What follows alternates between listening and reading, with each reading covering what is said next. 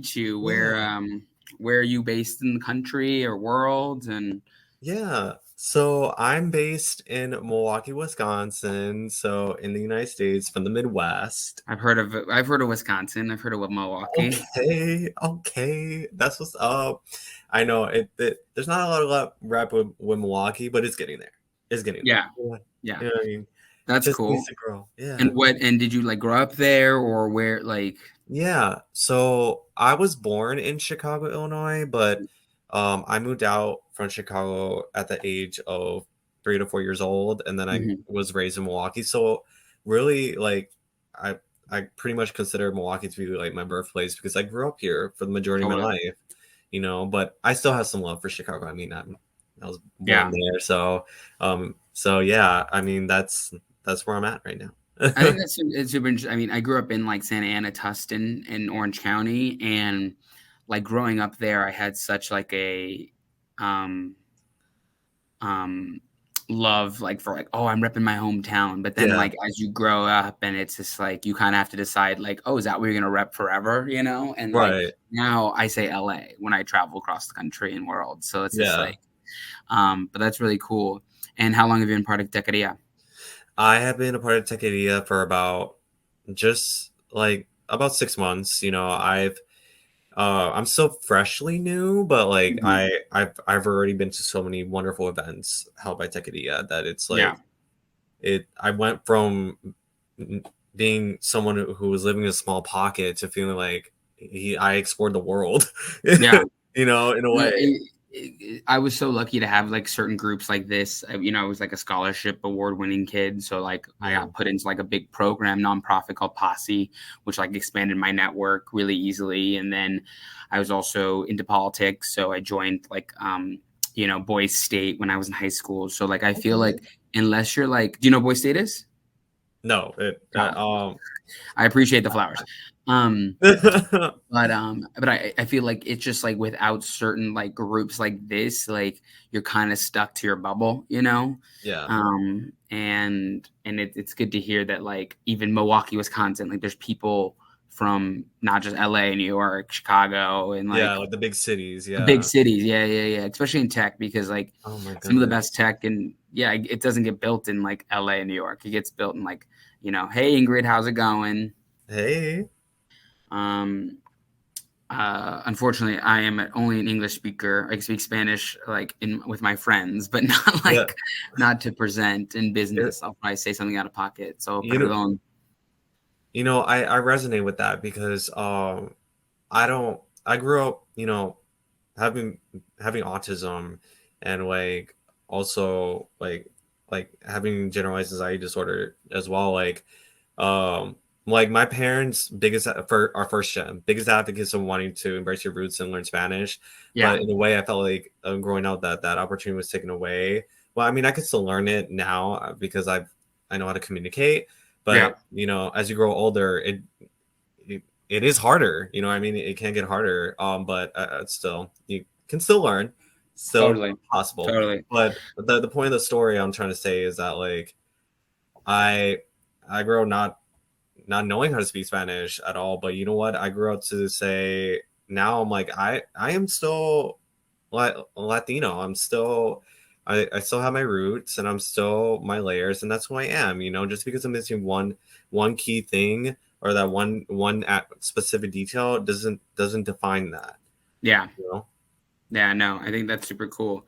I mean, yeah. Well, I think since we have Ingrid here, we have a number of people probably just like popping in and like checking it out. Yes. Let's get a Um, party going. I know. I'm trying to see who else is here. This is like such an interesting platform. UX is us. Can you talk about it? Right. Exactly. Yeah. I Um, you like become I don't know if familiar like with the Medisol's terms. actually here, Lena's actually here, but we can start with you. Like let's like where do you find, can you hear me? You kind of froze. Yeah. What do you find is like one of the biggest struggles when you're trying to, like network within your own circles and like Yeah. um So, oh no, Sorry, I wasn't sure if you were finished with your question. Yeah, I was kind of just gonna say, like, I feel like, one of the biggest issues that come up, and let me know if it resonates with you or anyone else in the chat. But like, you feel like asking for favors or asking for your friends to like put a word in for you for a job is kind of like cumbersome, like Oh, it mm, feels that like, oh, like I don't know them that well. I hear that often. Like, what yeah, about yourself, Joel? yeah. No, that is my main issue. Because like I because I am very bubbly, and I have gone to so many events that I know that um I do I do my best to connect with people, and in a way, you know, I I always know how to connect with others, but I always struggle with advocating myself to that deep of a level, just because like the mentality of like, oh, but like I feel like I'm overstepping, like overstepping myself and asking that favor, when, and at the end of the day, you're just advocating yourself. You have to, because who's your biggest advocator? Yourself. Yeah, I'd look at it this way. I'd look at like kind of, and this is for everyone, like when you're asking for help, people are either going to say yes or no. Like Yeah. that is like the bottom line. Like you can't force anybody to help you, and getting the comfortability to say I need help within your own circle very first. And when I say your own circle, I mean not just your family, not just your Mm, coworkers, but just like anyone who like you come in contact with. Like I one of my biggest questions, and it's kind of like in this like when you're growing in your career is, what do you do for a living? Or mm, like, hey, like, what are you like, oh, how did you get there? If you're meeting someone who's just moved to your city, or like joined a new company, and like allowing those natural conversation questions to lead right. into putting them in your brain as like, oh, I met Sarah, she does marketing. I met Joel, he does this. I met Andre, he does that. And don't even ask for anything yet, right? Like just go on like a fact finding mission. I think that's one of Yeah. my biggest like recommendations for people who are trying to grow their network within their own circles is like, who do you know is doing what around you? So for example, for myself, like I personally really, really enjoy politics and social justice and Mhm. advocacy work, but it's not something I work in. Yet if you Mm, ask me like who are the 2 or 3 people you would call on, people I met through Instagram, people that I saw, were in a picture with a friend of mine at a politician's event. So I think, number one is just like, don't even ask for help from your network. Just know your network, right? yeah. Like, let's take a step back. So now we'll put it on you, Joel, because it's kind of like a one-on-one and the group is listening. Yeah. who are like 2 people you look up to, just 2 people in your network, in your circle, or people you've come across that are doing cool shit like that you really like, that you learned Ooh. about recently. Yeah, yeah, yeah. So, um, You don't have to use real names if you don't want to either. okay, no, I it's fine. Um, First person is my friend slash my mentor, Stephanie Noisi. She's like, she does incredible content with helping out job seekers, and the reason why that's her, one person. The other person is Pablo Martinez, and what I love about both of them, and how they network themselves, is they've accomplished so many accolades, they've accomplished so much, but they don't let those titles define them first. They say, hey, listen, hey, my name is Pablo, or my name is Stephanie, like, I'm still, and I this is where I come from, this is who I am first, because that's powerful, because because it can get so easy, you could get so easily caught up with that instant gratification of like, oh yeah, I got all these awards, I got all this, I got all that. But what's even more better is you always advocating to say, I'm at the top, but I'm a good person. Yeah. I'm at the top, and I'm still going to help out others. I'm not going to be a gatekeeper. Yep. So I'm bringing the party in more, and that's what I love about their content. You know? Totally. And for your mentor, her name was Stephanie. Yeah. this is my second question to that, right? So we all think of like two people we look up to. Mine is one of my former bosses who like just is an all-star networker and really, really cares about people. And like he doesn't meet with you just to ask for something, but he meets with you just to share his own knowledge. And he's sold a company before. He exited for like $400 million. So he's like someone who doesn't have to give his time up as much. Yeah.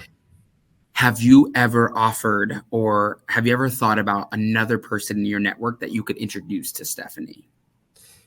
Yeah. Oh, absolutely. Like, where what I've learned from being surrounded by that type of community, like by those people, is to stop, like, to stop self, not only like self doubting, but also just like once you do get to that place, to not run away.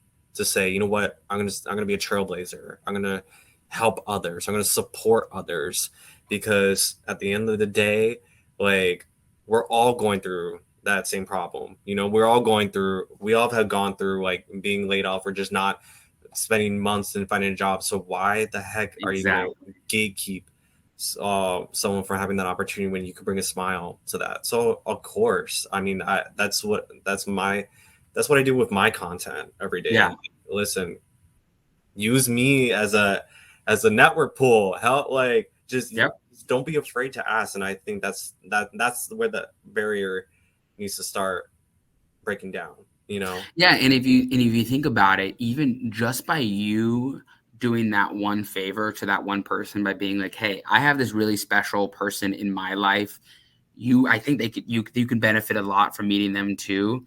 If they say yes or no or they meet them, it could lead to that domino effect where it's like, "Oh, hey, you introduced me to this person. Stephanie was incredible. Thank you so much. Hey, Joel, guess what? Weeks later, months later, years later, you never know when it can come. That favor can come back around. And I don't think it's so karma, like a lot of people would say. It's No. simply like that, like show of gratitude. Like Yeah. someone is looking for how can they repay you for doing that. So when you're putting your network to work, like I think such an easy way to do it is like help someone first, and see how it boomerangs back to you. Yeah. It's so funny. It's kind of topical right now. Two people in my LinkedIn DMs who I used to like, were higher than me in their career, had bigger titles than me, probably made more money than me.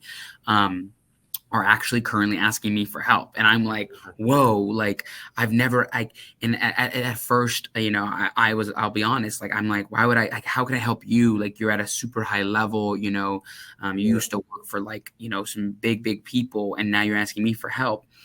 But I think about it more and more, and it's like the reason they're asking me for help is because we built such a trusted relationship that they knew that when the time came for when they got laid off, both of them were just recently laid off in tech. They were like, I'm someone who they can come to, and I know if there ever comes a day where I need them, like, Hmm.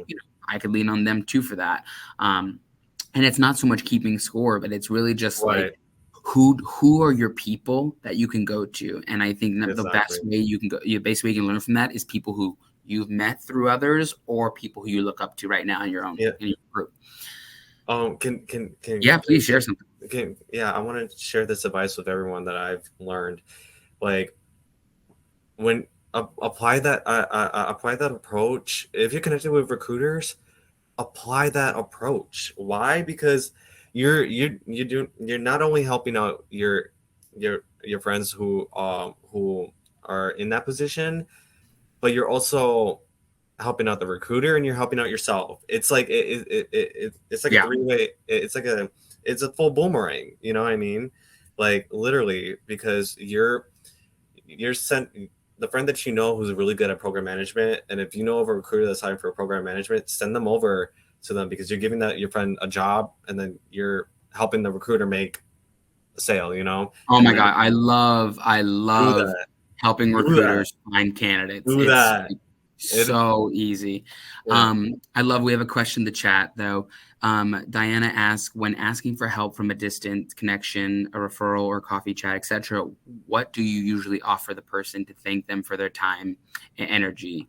I think one of the biggest things when you're trying to like return the favor for someone's like is like a handwritten thank you note. Like I have so many in my office. I write them all the time.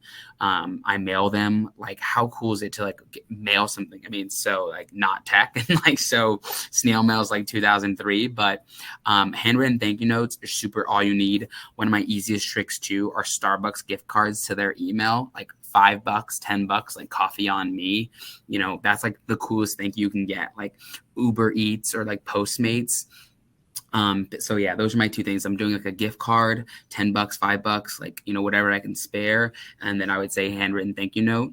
And also I would always be careful and cautious of asking to meet up in person to distant connections. Like when people like the only time I would ask to meet for coffees or like grab lunch or drinks with someone is if I already ran into them at an event or already met them in person.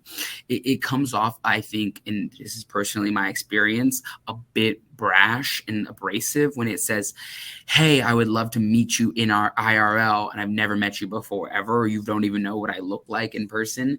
So when it comes to like distant connections, see if there's someone like, hey, do you mind introducing me to this person? Even if they don't know them that well, I would love to get coffee with them. See if there's a mediator. But I do like, you know, asking for coffees and things like that after I already meet them in person, just like at an event, or if I have a mediator to kind of introduce me. I love it. Keep the chat coming. Keep the chat coming. Oh, Go ahead, Joel. I have a question for Yeah. you to follow up with that. In Andre, um in your experience or just in your opinion, when do you think when do you think it's okay? Sorry about that. No, it's all good. The timing. Yeah. Sorry, why my mind waking up? But ba- basically, you know, the what I come across is that the easy part is that when it comes to networking, connecting with someone, like having that first initial conversation, isn't what the really isn't just only the struggle with that, but it's Yeah. maintaining the network. Oh my goodness. Yeah. So like with that being said, like what has been your experience in like not only maintaining the network but like also maintaining the network to like build up to the ask, you know? Yeah. When is it kind of a good time to like land that question, you know, to say, hey, listen, I'm interested at the place that you're working at. Like, Yeah. what can you do to help me? I mean, the easiest way to stay connected to people is, I think, just like an easy congrats email if they have a new job or a big new project they worked on. Couple likes on LinkedIn. Like you'd be very, very surprised at how many people just like feel connected to you by seeing you in their comment section. And you think about it with the people on your Instagram who swipe up on your story, who comment on your post. Like those are the people that you feel closest to. And even if you don't know them super well, but like you've seen them here and there in your life, when they swipe up on your Instagram and throw the heart eyes or throw the laughing emoji or throw like a fire, like you're like, oh, that's my friend. That person and I are connected, even if it's through such a simple click or a like or a comment. So I think do the few of those throughout the year and have that connection. And if you really want to like feel deep in, if it's been a year or 6 months or 9 months since you last talked to them, just ask them, hey, you have 15 minutes. Do you want to catch up? And it's easier said than done. So always kind of have a target, like something to talk about, right? Whether it's like, hey, I saw you launch that really big project with, you know, with that new startup company, like would love to learn more. And don't go in it with an ask, you know, just go in it with more like questions and stuff. Yeah. Targeted ask, I think, come when it's time to like take action. So oftentimes people come to me and say like, oh, I'm thinking about moving into the entertainment industry. And for everyone on the call, I'm a talent agent. I represent influencers and TikTokers and YouTubers, but I come from a startup environment. So one of my biggest things is people see like, how did you make that transition from, you know, tech startup company backed by SoftBank to a entertainment company that's publicly traded? I say, well, number one, if you did your research, you would see that I came from entertainment originally, and like that was my first primary job and responsibilities. So quick conversation, right? Whereas Yeah. I'd rather them come in and say, hey, why did you go back to entertainment? Why didn't you stay in a tech startup? Like, why didn't you wait until there was an exit, or why didn't you hang in there for your golden handcuffs? And they would know that, I originally just came from this environment, and I kind of wanted to mold the two. Um, I'm not a professional networker. I don't really believe Mm. those exist, but I am someone who, really likes to help people and really likes to meet new people. If there was ever another job I had in my life, it was, right, Christina, right? Do your research. Like, yes, we have to, it's so simple. I'd rather people come in and tell me my entire jobs that I've had, and me be like, wow, like, shoot, what don't you know about me? Like, and then, flip the script and like start asking them questions. Um, this is good too. I do like, there is a lot of great books out there, guys. I think when you're putting your network to work, it's just suggesting a good book that you read recently is like one of my favorite things. Like, I read Bob Iger's A Ride of a Life, The Right Lifetime. And truthfully, like, I sent that book to like 5 other people. I'm like, hey, you're a big Disney fan. You're a big entertainment CEO fan. Like, you should check out this book. I just listened to it on Audible. And it goes a long way when you recommend a book, because it just has that commonality. That's an easy way to keep up with your network, right? Joel, like you're talking about, like, hey, like, did you see this book? I read it. I thought you might like it. Oh my goodness. One of my easiest ways to keep up with the network. I rarely, this is a good secret, I don't tell many people. Sharing articles makes you look so smart. And girl, you don't even have to read the whole article. Like, Yo, read like a good I'm chunk of it, writing that understand down. it. Hold up. Yeah, because if you think about it, like, so many people are going throughout their days so busy that they rarely have time to find something good. But if you stumble on something that's really interesting or fascinating, share it with 1 or 2 people. You never know, like, if they might make the full time to dive deep and like really into it. There it is. Kimberly shares articles. Like, it's really such an easy thing. It's sharing a link. Like, that's how like beautiful it is. Ooh, And hold up. I'm so about to bust up my digital notebook. that's a Hold really up. good one. Yeah, Uh, sharing articles. And then one of my other favorite ways to keep up with a network is remembering their kids and like how many they have. And like, it's just like so simple. Like, okay, like, that person I remembered has a new baby on the way. Hey, did the baby come yet? Hopefully wishing you guys well, like excited for the new family, or if someone moved recently, check in on them in a year, right? Like, make little notes that like will deepen those connections. I have a friend that I didn't get the job. I applied for Facebook, and it was like, one of those life-changing salaries that I was like, I'm about to get this job. This guy loves me. I'm ready to go. And I didn't end up getting it. And I could have just been bummed and kind of like been like, oh, bummer. But like, I had such a good interview experience with him. yeah. It's a good friend of mine named Justin. And like, still to this day, like, I don't even live in the same city as him, but we keep up with each other here and there on Instagram, on LinkedIn. Yeah. We give each other flowers on each other's wins. And this is a guy who almost gave me like a life-changing career move for myself at Facebook, right? So it was like showing my gratitude. I didn't buy him a big expensive bottle of wine. I didn't, thank him for his time via like $100 Starbucks gift card or anything. I literally just, said, congrats on your baby, like, his new kid, and congrats on the engagement, and like been in his life that way. Yeah. And we'd run into each other all the time at different events. So it's really cool, and how beautiful, like, when you're not super, super targeted with like, I need to win this person over, you're just like, Yeah. I find commonality and meaningful interest in you. Like be Um, human. yeah, Like, exactly. Yeah. yeah. Really quick tip too, while we're having, yes, of course, I love that, Christina. While we're going, one of my big notes I did want to mention on here, and putting your network to work, is su familia. I think it's so important for us who are tech focused and tech forward to uplift our families, and getting our families engaged online in communities, not getting everyone signed up for Facebook, not getting everyone on TikTok or Instagram, but I do believe LinkedIn. I think I have done so well by just putting every one of my family members on LinkedIn, and helping them grow and helping them put their resumes out there. 2 people just lost their job recently in my family, and it's like a real bummer. And imagine like now me starting to get them on LinkedIn, and like, having to like get them caught up into like the job hunting process where they are already on. We already can post like, hey, looking for work, this is what I'm skilled at. So when you're putting your network to work, I do think your family is something important. You know, exactly. There it is. Was my way into tech. Oh, that kid. I love that. My cousin too worked at a really big tech startup and had a huge exit, and she literally is like the matriarch of the family now, and we're so excited. We have a few more minutes. Keep your resume up to date. These are all good. I love these. There it is, Joel. All right, adding your LinkedIn. That's what I'm talking about. I'm adding you right now. Yes, You we got definitely got to connect more, Andre. I love your vibe. Joel Like, it's has awesome. you got the banner, all that stuff. Um, I'll take a couple questions before we run out of time. So I'll talk more about myself. I went to UCLA. I started in the entertainment industry. I transitioned to social media marketing, and then that's where I Go Bruins. And then I went to a tech startup that was backed by SoftBank. We scaled it when I was there from 200 employees to over 1,200.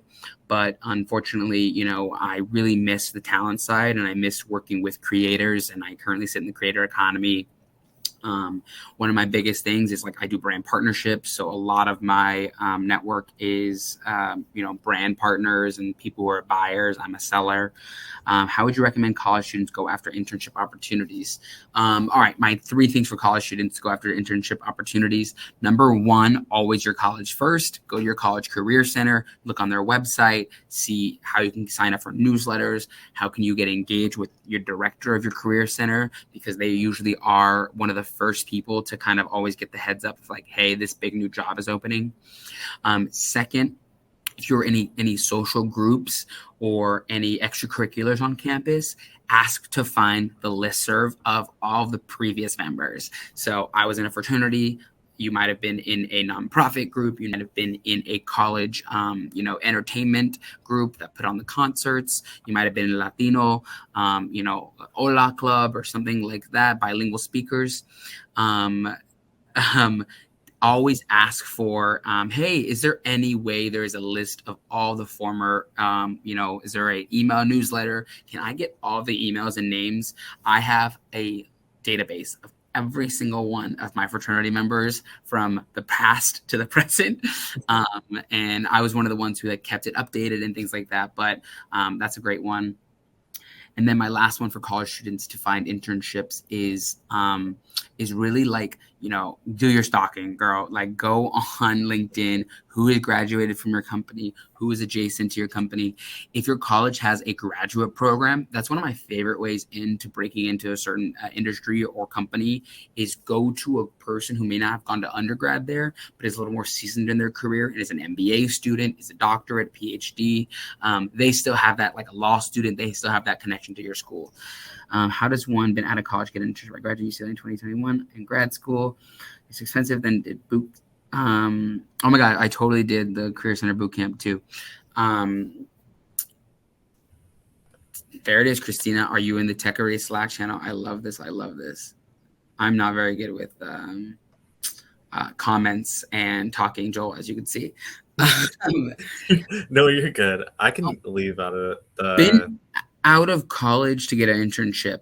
I think one of the biggest ways to like get an internship post college is really being honest and upfront. Like I think so many people, thank you so much, Marisol, for coming. I think so many people who try to like say they're still in college and lie, or like Raquel, like if your MBA is over or you haven't completed it yet, like still put it on your resume, like still consider yourself an MBA student. Just because you're taking a break doesn't mean you're no longer an MBA student, right? I think that's one of my biggest advices to people who are no longer in a certain college program, is like still own it. Still own that you're an undergrad student. Still own that you're getting your AA or something. Like, utilize that brand for as long as you can, until you no longer can, Joel, you were amazing. Thank you so much for like being here face to face.